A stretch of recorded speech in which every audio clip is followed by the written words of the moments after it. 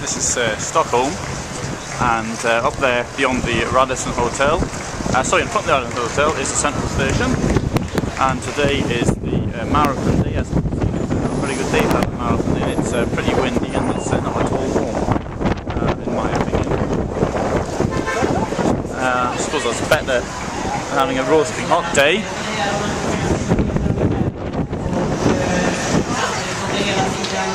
Remember, my hotel's in front of the station, so that was very easy to find. And it's now about 1 o'clock. I normally make a few much earlier than this. I was really very tired and sat in the hotel reading about the Great Northern War of 1700, and didn't really get much done. There's a tourist information place down here which I'm going to now. I noticed when I came out for my prowl last night. Oh. It's the finish line.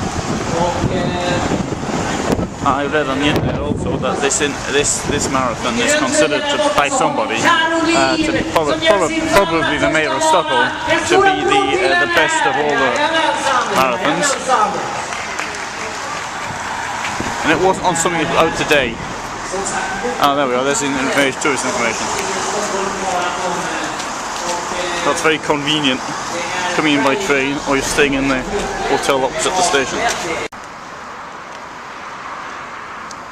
So I've got myself a map that's going to be seen, and I've also got my jumper on that's going to also be seen.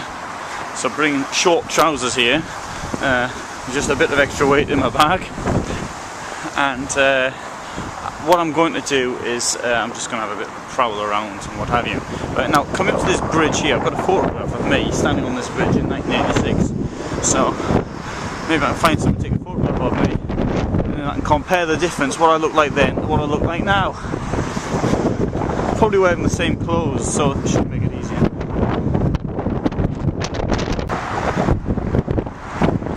Well, today's the 28th of May and the weather's like this, and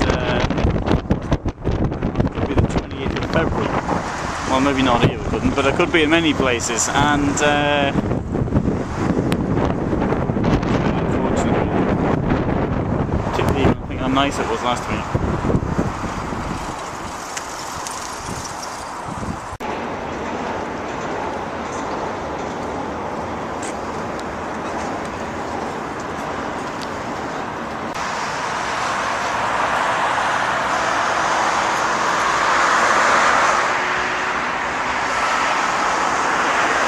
Now the old city appears to be behind me. Pretty good idea having decent roads going through the centre. And this is the site of the former Monk's Bridge, which was used by friars, and which I presume we're going to put was there, on that spot there. This bridge itself is from 1958. So, as we've seen, this is Riddarholmen. This is the historical nucleus, the centre of Stockholm, and we've got various buildings from various ages here, and the church, which is to the left, in fact, it dates to 1270, I think it was, and the time of the Reformation, the king nationalised all of the church property. Very similar to what happened in England, or in Scotland as well, because separate countries in those days. And now this happened just before the English Reformation. This happened in Sweden in 1527. So it's only a few years before. And 1527, curious enough, is when Henry VIII asks the Pope to give him a divorce from Catherine of Aragon, because he rather fancies Anne Boleyn, and the Pope could not grant a divorce because Catherine's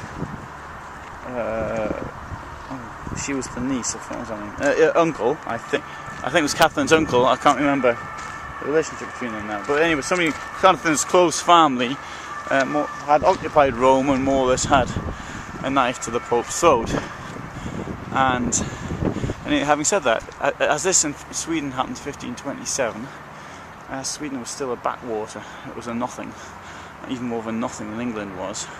Sweden's greatness was due to come in just over 100 years later. And anyway, the Pope could have seen the writing on the wall, though. Having, well, again, maybe thought, Sweden's just a complete waste of time backwater in the north, and maybe it won't happen again in England, which is also a backwater, but a bit less of one. Maybe the Pope didn't believe that Henry would in fact do what he did.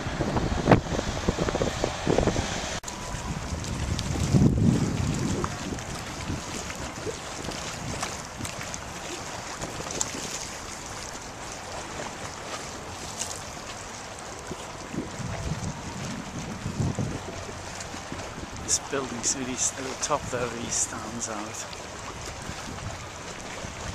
Yeah, I bet it's nice here in summer, rather than the end of May, which is probably the close of winter. Although I've got to be fair, somebody did say it was nicer earlier. Alright, over here.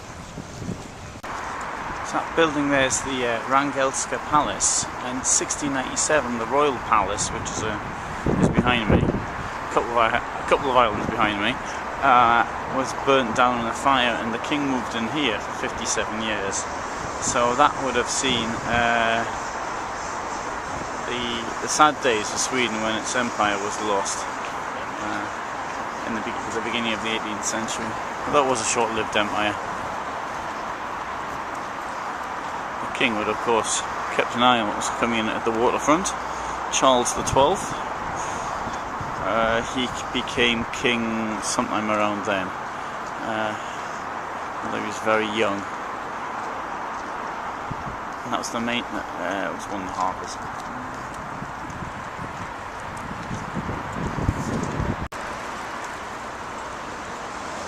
This is the old town, and as I always say, old towns are just as old as the last fire.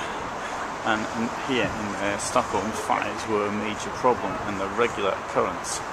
In fact, it was forbidden to build houses of wood above a certain height after, well, some of the days, maybe it was in 1824, but I seem to recall things from earlier than that.